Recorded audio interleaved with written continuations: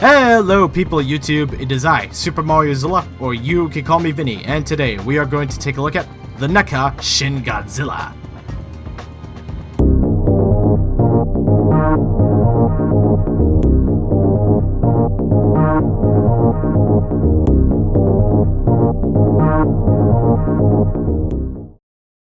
Shin Godzilla comes from the 2016 movie Shin Godzilla, basically the more realistic take on Godzilla for better or for worse. It's rather unfortunate that most of the Shin Godzilla figures are just mediocre or just plain bad because of the issues that shouldn't have been on the figure in the first place. However, I am very happy to say that this figure is the best Shin Godzilla figure out so far. Without further ado, let's not waste any more time and take a look at the figure.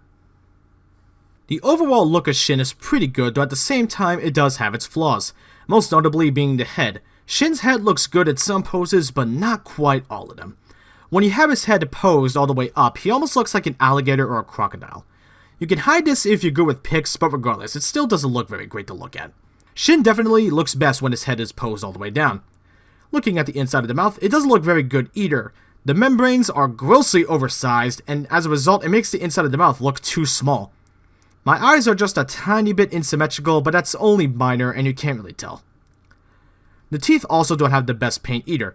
I would have preferred them being a brighter bone yellow color, but, that's only minor.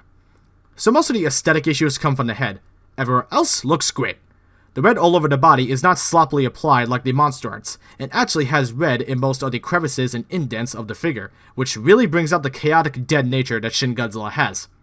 And the rest of the paint is a matte charcoal dark black, and what really makes the red stand out and makes it pop is the fact that it's glossy. I disliked that at first, but having it in hand, it actually looks really nice. The body sculpt looks great and has that sharp bone at the top front of the chest. The shoulders have a muscular, scaly sculpt and looks great. The arms are really skinny and bony, which is true to Shin Godzilla. The claws have a really nice dark dry bonus shading. The lower region is a meaty, muscular sculpt and once again, it looks great.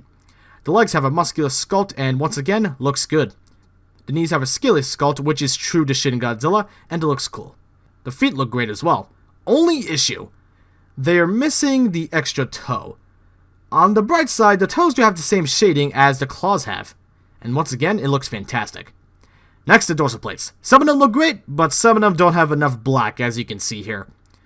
The red on the back looks okay, but not the best. The red is way too bright, and the orange they applied should not have been there in the first place. The tail has a segmented sculpt, and once again, I think it looks great. However, when posed, it does have gaps. Still, despite that, it still looks good. The tip of the tail, though, is questionable. It has random orange splotches that shouldn't be on there, which is a universal issue, by the way. Not to mention most of the black is missing on mine. Another issue, but the tail looks too small. I can't tell if it's because it's posed long, but it still looks small. Not to mention the second face is missing. Huh? Well, despite the issues, I still think this figure looks pretty good. Not perfect, but mostly good. Articulation for Shin may be a bit limited compared to the other NECA Godzillas, but still, it is pretty nice for what it is. Head is on a ball joint. Can get some freaky poses. Like that. Jaw is on a hinge. However, it does separate a little bit, so open the mouth at a reasonable pose. Neck is also on a ball joint. It's pretty decent range. It's not bad. Arms by the bicep are on a ball joint.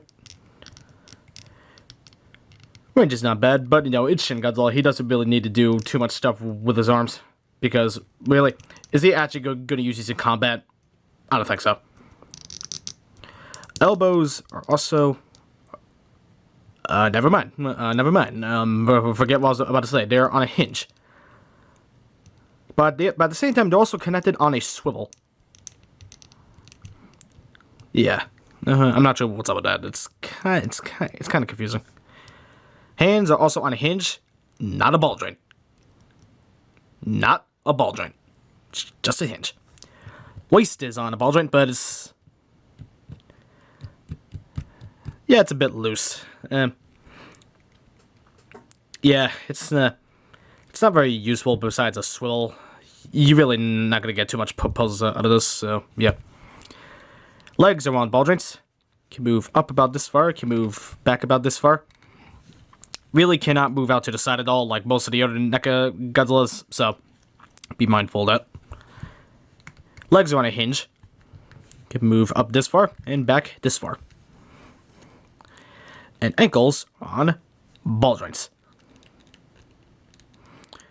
And it's pretty good range. Probably the best ankle joints on any NECA Godzilla figure up to date, so props to NECA for doing that. Tail is super loose.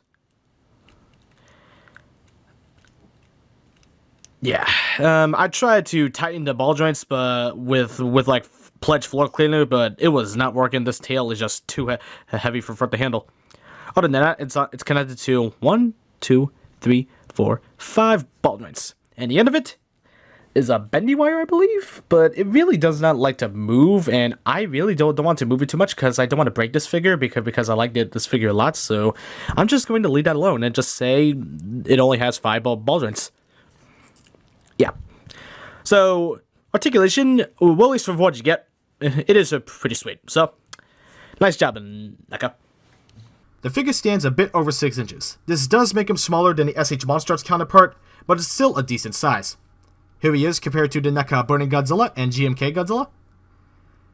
Here he is with the NECA Godzilla 1954 and Godzilla 1984.